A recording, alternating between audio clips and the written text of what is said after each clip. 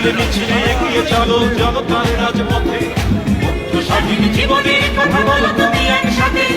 নামো নেত্রী নামো, মিছিলে মিছিলে এগিয়ে চলো জনতার রাজপথে, মুক্ত স্বাধীন জীবনের কথা বলো তুমি একসাথে।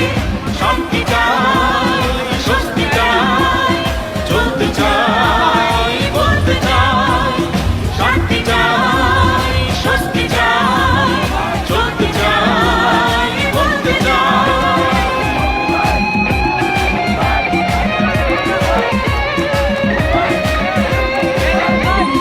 অলস হয়ে বসে থাকার সময় এখন নয়, ডাইনে বায়ে সামনে পিছে দারুণ দুঃসময়।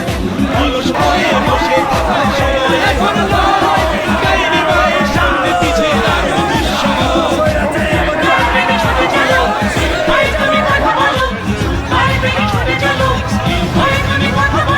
দুঃশাসনের আবর্জনা সরিয়ে ফেলতে চাই।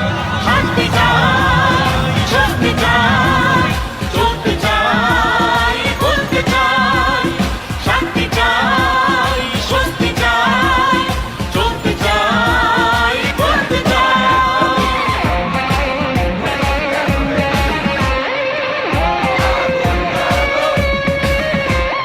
কোটি কোটি মহাজনতা তোমার অপেক্ষা।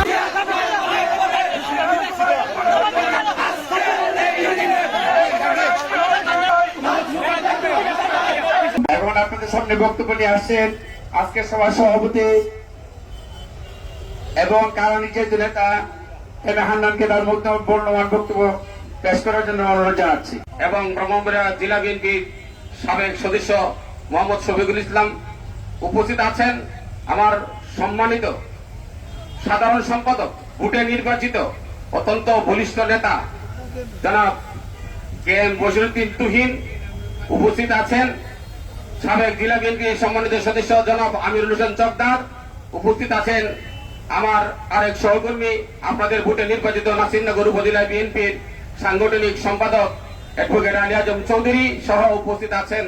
আমাদের কেন্দ্রীয় রেবের সম্মানিত সদস্য ডাক্তার পাভেল ভাই, ইতিমধ্যেই তার কথা আপনারা শুনেছেন, সহ 13টি ইউনিয়নে আগত বাংলাদেশ জাতীয়তাবাদী ছাত্র দল, যুব দল, স্বেচ্ছাসেবক দল, কৃষক দল, শ্রমিক দল, মহিলা দল, তাঁতি দল সহ সকল অঙ্গ সংগঠনের সকল স্তরের সকল নেতৃবৃন্দ, 13টি ইউনিয়ন হতে আগত আমার সম্মানিত বিএনপির সম্মানিত নেতৃবৃন্দ, উপজেলা বিএনপির সকল নেতৃবৃন্দ, আমি আপনাদের সকলকে আমার শ্রেণীমত সালাম জানাচ্ছি। আসসালামু আলাইকুম। আমি জানি আপনারা অনেক ক্ষুধার্ত তৃষ্ণার্ত, অনেকেই এই নাসিরনগর উপজেলার আপনার দূর দূরান্ত থেকে সকালে কেউ খেয়ে কেউ না খেয়ে আপনারা রওনা হয়েছিলেন। যদিও অনেক দূরবর্তী ইউনিয়নের লোকজন নির্ধারিত সময়ের ভিতরে আসতে পারেন নাই। সরকারের সময় আমরা এইভাবে আমাকে নির্বাচন করতে দেয় নাই। এই টাকা খাওয়া